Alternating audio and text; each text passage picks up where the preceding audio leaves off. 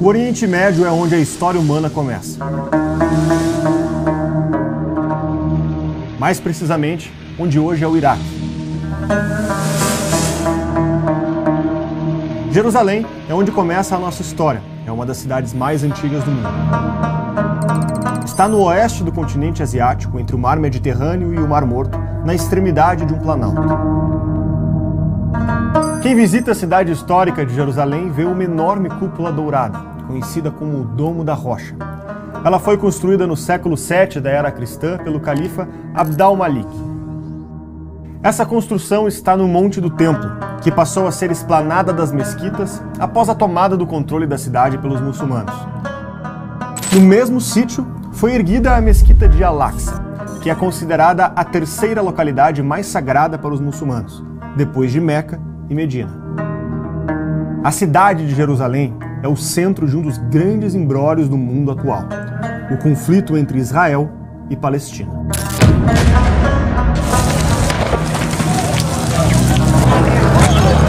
Um conflito que remonta aos tempos bíblicos, mas que se agrava no século XX com a criação do Estado de Israel.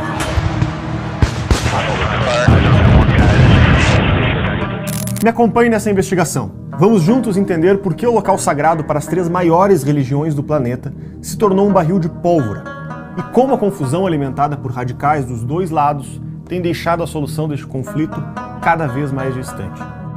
Você sabe por que árabes e judeus vivem em guerra?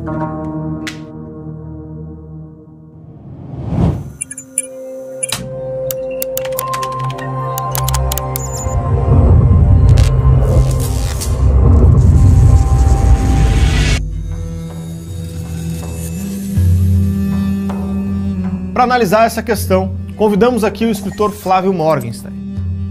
Flávio, em linhas gerais, qual que é o cerne da questão entre Israel e Palestina?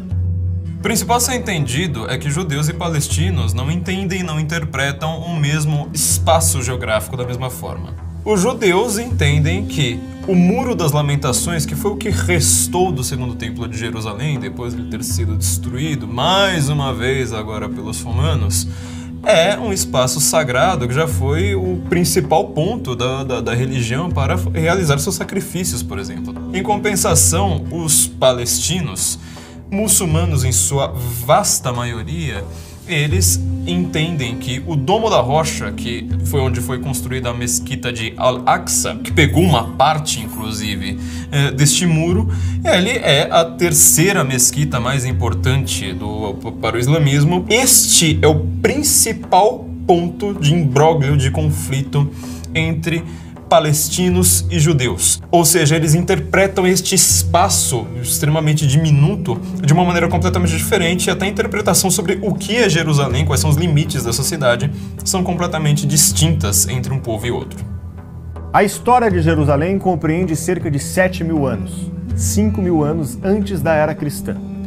Os primeiros colonos foram provavelmente os cananeus, um povo citado na Bíblia. Ao longo dos séculos, ela foi dominada por romanos, bizantinos, muçulmanos, cruzados e otomanos. Por volta do ano 1000 a.C., o rei Davi estabeleceu uma cidade de Jerusalém como o Reino de Israel. O valente rei expandiu seu domínio por boa parte da Síria e da Cisjordânia. Quando seu filho Salomão construiu o primeiro templo sagrado, a cidade se tornou o centro do pensamento e da religião judaica. O templo teria sido construído para guardar a Arca da Aliança. Os judeus viviam no Reino de Israel, que foi dominado pelo Império Romano em 37 a.C. Em 70 d.C., os judeus se rebelaram e entraram em guerra contra Roma, mas foram derrotados e muitos deles foram forçados a se espalhar. O então imperador Adriano determinou a eliminação da identidade de Israel, também conhecida como Judá ou Judéia. A terra foi rebatizada e Jerusalém recebeu o nome de Aelia Capitolina. Logo depois, ali mais ou menos no ano 70, já da era cristã, muçulmanos eles percebem que os judeus estão se revoltando demais contra o poder estabelecido nesta região. Eles fazem muitas revoltas e eles chegam, dominam aquilo ali, destroem o templo mais uma vez. E não contente com isso, eles fazem uma coisa que nós geralmente não estudamos, mas muito impactante, que é dizimar toda a dinastia ali davídica. Ou seja, você não tem agora uma clareza nenhuma de falar assim, olha, eu pertenço, por exemplo, à família de Jesus. No século IV, o imperador cristão Constantino mandou construir a igreja do Santo Sepulcro em frente ao Monte do Templo.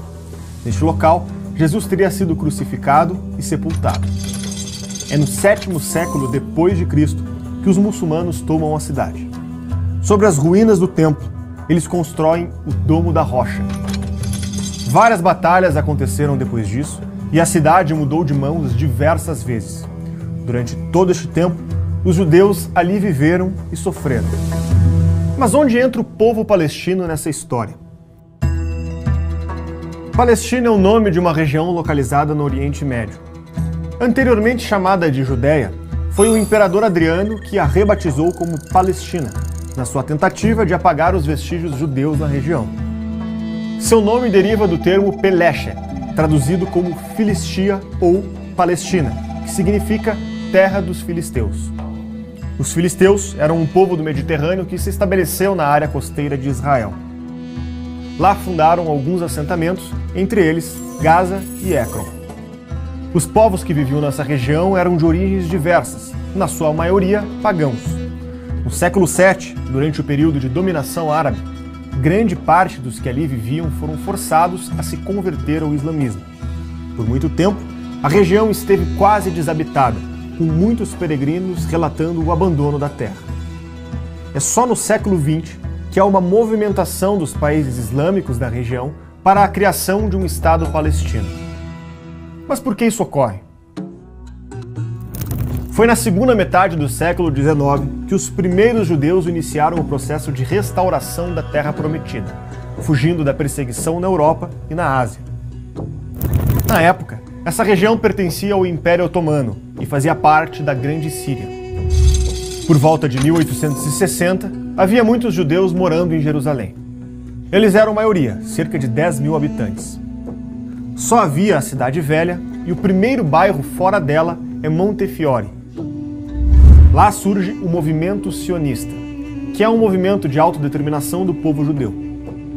Foi criado para os judeus que queriam viver em sua terra ancestral e retornar à região onde fica o Monte Sião. É nessa época que a ideia de uma nação para os judeus ganha força. No final do século XIX, após a publicação do livro de Theodor Herzl, O Estado Judeu, várias lideranças judaicas fundam na Suíça a Organização Sionista Mundial, que iria trabalhar para construir um lar nacional judaico na terra ancestral. Ele reunia judeus que defendiam que a melhor forma de garantir sua própria segurança era criar um Estado judeu.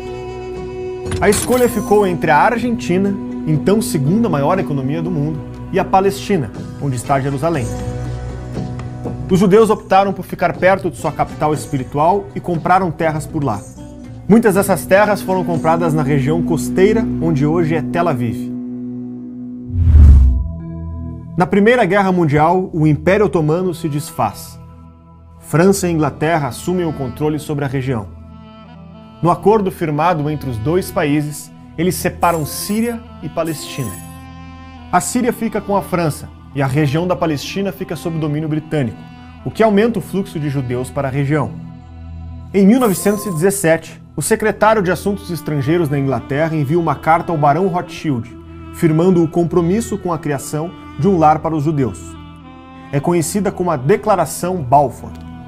É a primeira declaração pública de uma grande potência que reconhece o direito dos judeus de terem um lar nacional.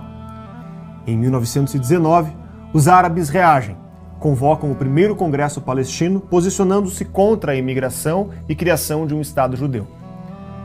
Um ano depois do Congresso, os líderes religiosos declaram repúdio à chegada dos judeus na região. Durante a Primeira Guerra, os britânicos fizeram diversos acordos com os povos da região. Por controlarem o local, eles dividem vários territórios entre os árabes. É criado o Emirado da Transjordânia. Boa parte dessas terras passam a proibir a imigração judaica. Em 1922, a Liga das Nações é criada. 7 anos depois, houve o primeiro conflito.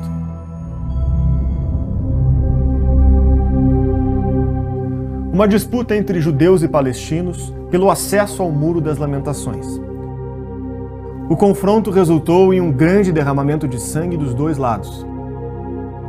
Os palestinos alegavam que as autoridades britânicas favoreciam os judeus. Esse é considerado por alguns estudiosos como o Point of No Return. Apesar dos problemas, as bases para a criação do Estado judeu já havia sido lançada.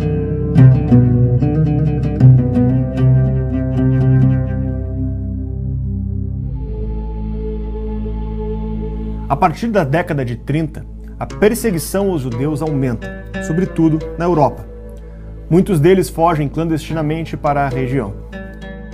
Na Alemanha, Hitler chega ao poder e inicia sua solução final: a matança sistemática de todos os judeus. Na região da Palestina, os conflitos também aumentam. Um sheik árabe é morto pela polícia britânica e isso gera uma revolta nacionalista árabe contra o domínio britânico e a imigração judaica. Em 1939, explode a Segunda Guerra Mundial. Várias lideranças árabes buscam aliar-se a Hitler contra seus dois inimigos em comum: os judeus e os britânicos. Com o fim da guerra, os planos de Hitler são expostos e o mundo se choca com as atrocidades contra os judeus. Cerca de 6 milhões de judeus foram exterminados em campos de concentração pelos nazistas. As pressões para a criação de uma pátria para os judeus aumentaram. Em 1947, foi aprovado o Plano de Partilha. Presidida pelo diplomata brasileiro Oswaldo Aranha, a Assembleia Geral da ONU determinou a divisão do território palestino. A proposta estabelecia o seguinte: Israel seria formado por 54% das terras, Palestina seria formado por 45% das terras e o restante corresponderia a Jerusalém, sob controle internacional. The resolution of the DAC Committee for Palestine was adopted by 33 votes, 13 against, 10 abstentions. Os judeus aceitaram os termos, mas os árabes não. Os britânicos se retiraram da Palestina e em 14 de maio de 1948 foi proclamada a fundação do Estado de Israel.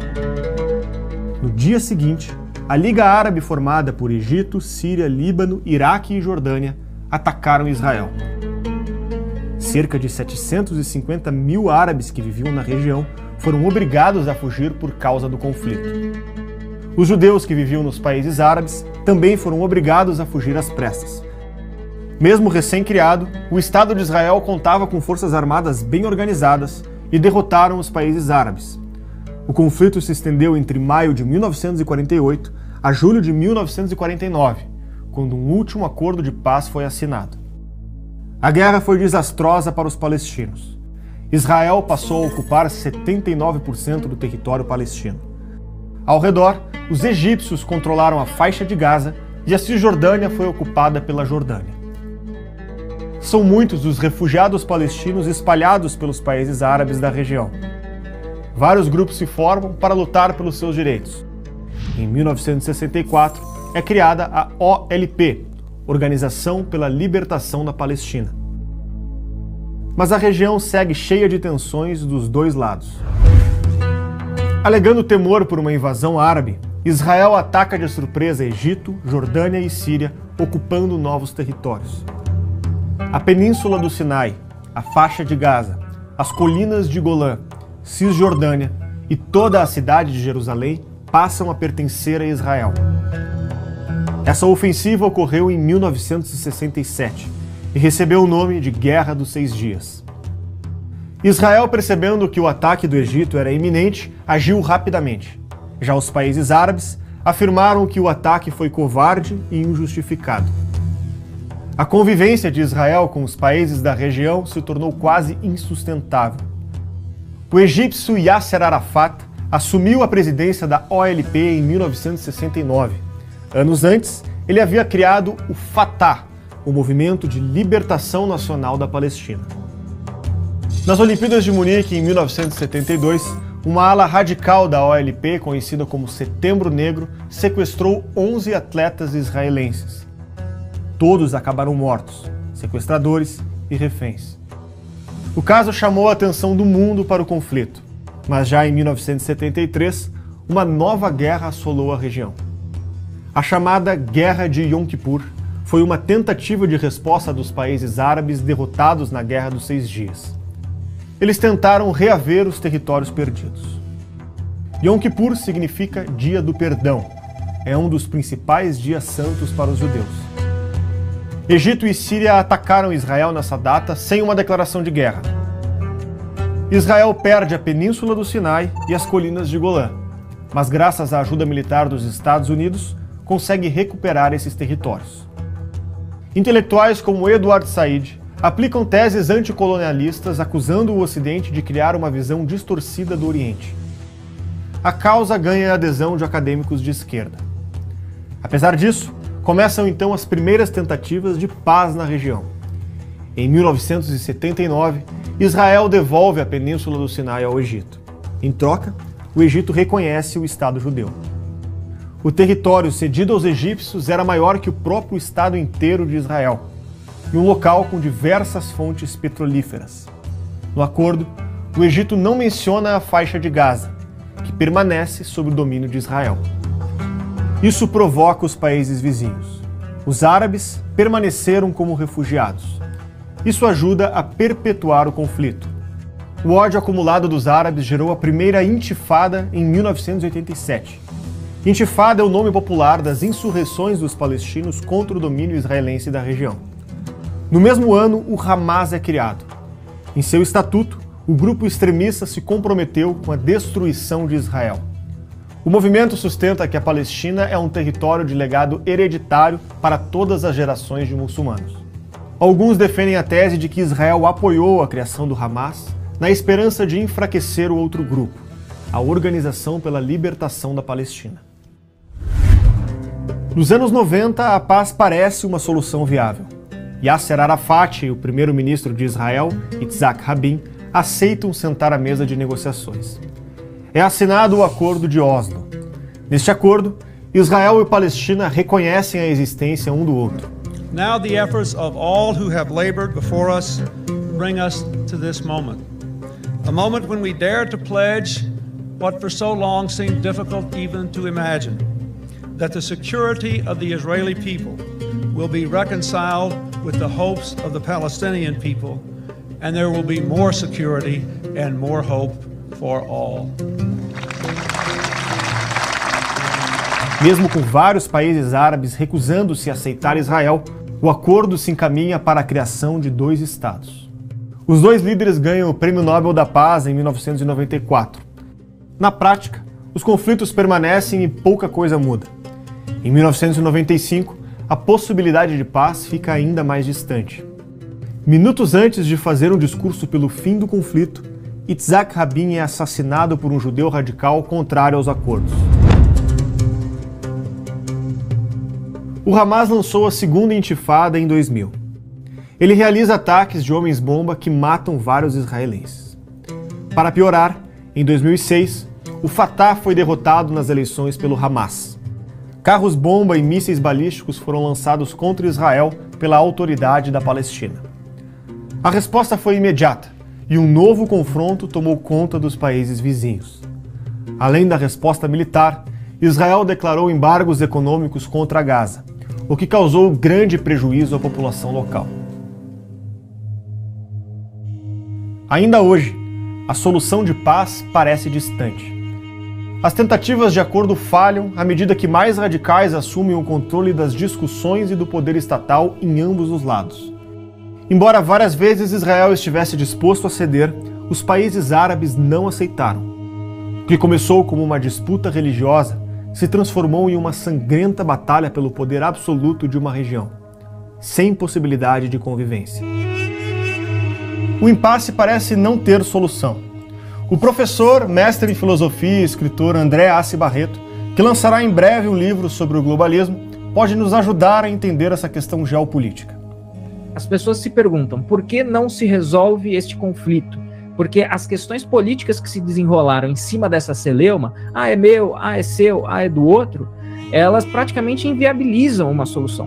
Porque, olha, as forças políticas não aceitam, os judeus ortodoxos não aceitam a existência e, às vezes, até a permanência do povo palestino ou povo árabe, e vice-versa. A gente tem na grande figura do Hamas, que é a força política principal do território aí supostamente palestino, que também não aceita nem a existência do Estado de Israel e tampouco uma solução de dois estados. Juridicamente, do ponto de vista das relações internacionais, os árabes que simplesmente não aceitam as regras que foram postas na mesa e que dizem que o Estado de Israel é legítimo.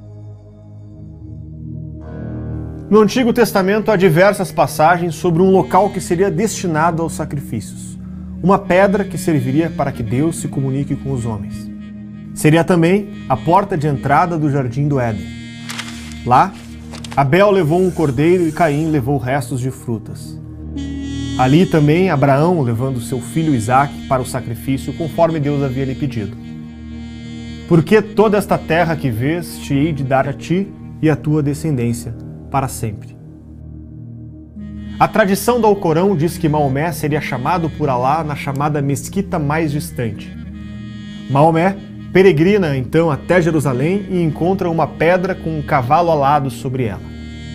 Ele monta no cavalo e sobe aos céus para se encontrar com Alá. Que pedra é essa? A mesma pedra do sacrifício de Isaque. E é sobre ela que o califa Abd al-Malik construiu o Domo da Rocha. De lá para cá, muçulmanos e judeus vêm travando uma batalha sem fim. Desde que o elemento espiritual se desgarrou desse conflito, ele vem se tornando ainda mais cruel. A tradição diz que a vida é um dom de Deus, portanto, seria bom que utilizássemos todos os meios razoáveis para preservar tanto a nossa vida como a do próximo.